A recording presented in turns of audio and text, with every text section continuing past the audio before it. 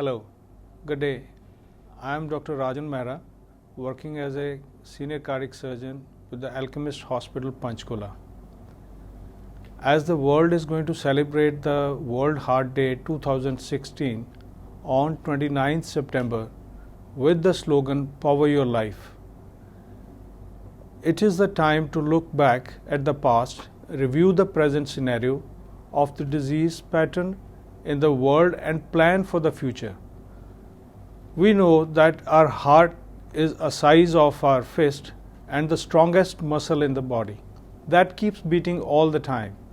As marvelous this system is, it is very vulnerable to the damage from things we do to it, like smoking, eating unhealthy diet, or putting it under stress. Now, genetically, we the Asians are more prone to coronary heart disease as compared to the Caucasians because of thinner coronaries. The coronary heart disease affects Indians with greater frequency, greater severity, and at a younger age as compared to their counterparts in the developed world as well as other developing worlds. Now, the mean age of acute coronary heart attack in India is about 54 years, 7 to 10 years younger than in other parts of the world. Now, out of all these patients, 60% will be in India, and the country will gain the notorious reputation of the capital of heart disease. Now, why this increase? This increase can be attributed to a host of factors which can be non-modifiable and modifiable, and discussed along with the comorbid conditions like diabetes, hypertension, hyperlipidemia, etc. Now, these non-modifiable risk factors, simply getting older is a risk factor for the cardiovascular disease. The risk of stroke and the cardiac disease increases or rather doubles every decade after 55 years of an age. Now, the family history of the cardiovascular disease indicates the risk. If a first degree blood relation has had coronary heart disease or stroke before the age of 55 years, for a male relative or 65 years for a female relative, the risk increases. Gender is significant. The men are at a greater risk than the premenopausal women. But once past the menopause, a woman's risk is similar to a man's. Now, prevention is very important. It's known since ages that an ounce of prevention is better than a pound of cure. This holds absolutely true for the heart disease prevention strategies. Now, what are these strategies? The most important is calorie intake. A lot has been discussed about the calorie intake. An average man needs about 2,500 calories and a woman about 2,000 calories a day.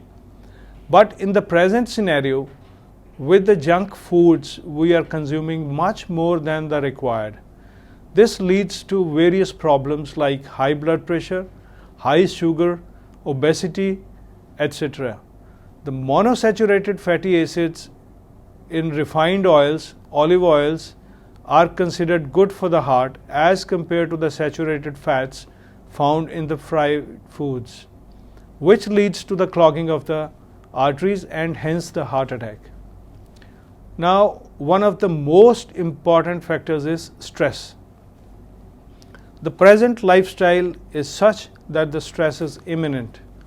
It has been seen that the persons who bottle up their angers are up to 75% more likely to develop the cardiovascular disease than who vent their frustration and angers. Optimists are 55% lower risk of dying from all causes and 23% lower risk of dying from cardiovascular disease as compared to their pessimist counterparts. So choose happiness, be optimist, and learn to forgive. Have a hearty laugh as it involves 400 muscles acting as internal aerobics. plus the endorphin release that gives you feel-good emotions. Now, keep your soul like a child who is angry at one moment and happy the very next moment. Do not keep things to your heart. Do not make it a dustbin for bad emotions. Another important risk factor is tobacco.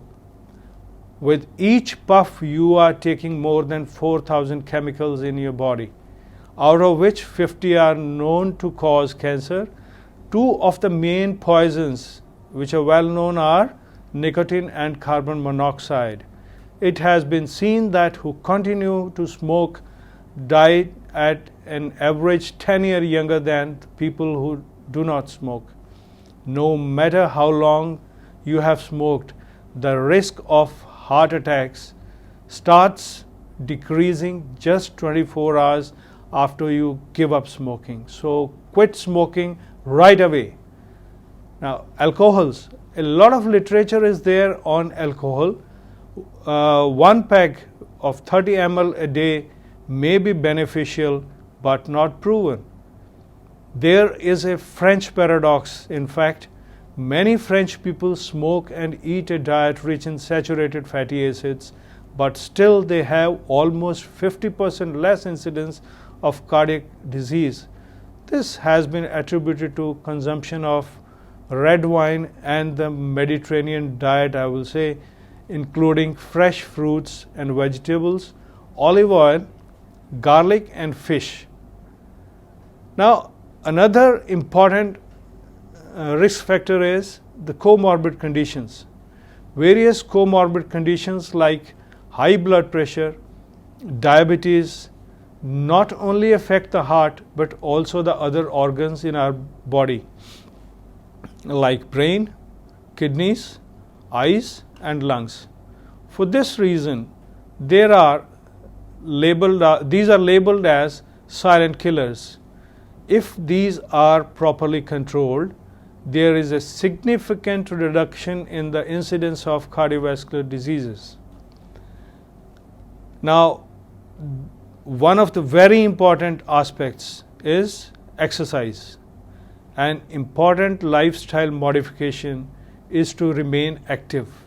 This is also called vitamin X and leads to decrease the incidence of cardiovascular diseases by different mechanisms like decreasing blood pressure, burning calories, controlling the blood sugar, containing weight, decreasing the basal heart rate, and keeping the cholesterol levels in the blood under control, besides creating a feel-good factor.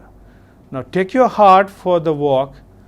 The stretching exercises, yoga and meditation are good for a healthy life. Now, if besides all this, if at all one gets the coronary artery disease, let me tell you, it's very, very well curable and the risk is very minimum. As I said earlier, these days we are getting a lot of younger patients. Earlier we used to get the elderly patients with the heart disease being brought by their children for the treatment. But these days we are getting the younger patients for the coronary artery disease treatment being brought by their elderly parents. But as far as the treatment of coronary artery disease is concerned, the coronary artery bypass surgery is a very safe procedure wherever it is indicated. All the coronary artery disease where the multiple vessels are involved and the disease is not amenable to the percutaneous intervention, coronary artery bypass surgery is the treatment of choice, and the early as well as the long-term results are very good. And I want to emphasize that the risk involved in the coronary artery bypass surgery is even less than 1%. But all said and done, again, the prevention is definitely very good as far as this disease is concerned. So to have a healthy heart, to be an optimist, try to be happy, stay away from tobacco, eat healthy food, eat and drink in moderation, and modify your lifestyle to an active and healthy lifestyle, and more importantly, inculcate the same habits in your children. Thank you very much. Cheers.